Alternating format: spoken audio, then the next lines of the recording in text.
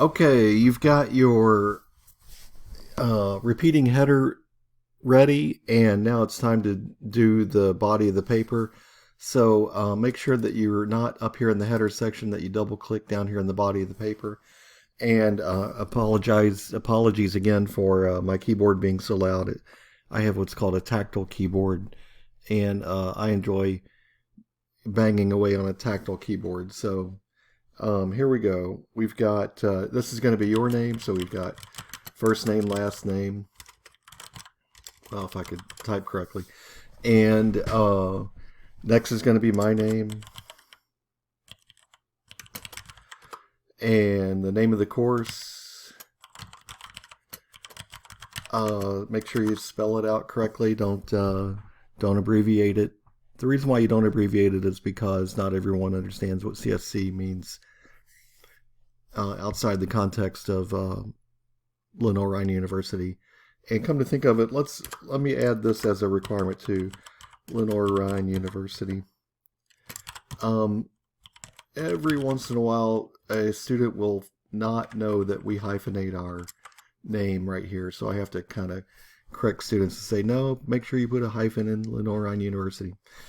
And the last thing is the date. Now let's see here. The semester, the mini-term ends on October the 8th, and I need time to read the papers, so let's make it October the 3rd.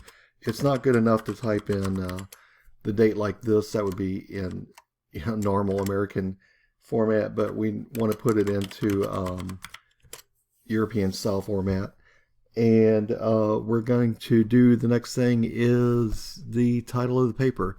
So we can start out, the title of the paper, usually it comes to you as after the paper is written. It's like the last thing that you do before you turn a paper in is come up with a short title that kind of summarizes the entire paper in a single sentence. But for a working title, let's just use your keyword. Mine, of course, would be buttons. And I found that a lot of papers have actually two titles. They've got a title, colon, and then a subtitle, right? Not to be confused with closed captioning, which are also called subtitles. But so we've got a title and a subtitle. I don't know. I have no idea what my subtitle would be quite yet, but so this needs to be centered, and so what I'm going to do is make sure that I've got a line created already, otherwise it would center everything going forward.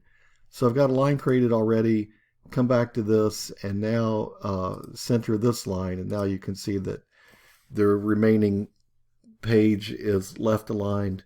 Every once in a while I'll have a student turn in a paper where the whole paper is centered, and so that's how you make sure that that's not the case.